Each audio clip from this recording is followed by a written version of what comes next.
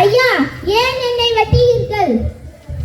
உன்னை வெட்டி வித்தாதான் எங்களால பழைக்க முடியும்.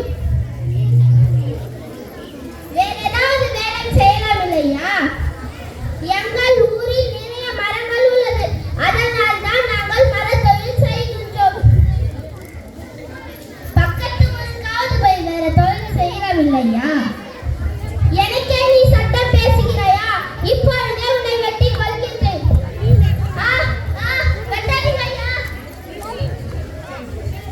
அண்ணா, இந்த மரம் எவ்வளவுக்கு நான் போவேன்? அண்ணா தம்பி, இந்த மரம் 5 ரூபாய்க்கு கூட தராதுப்பா. போங்க, அதுக்கு நான் எங்க ஊர்ல கூட கேட்டுக்கலாம்.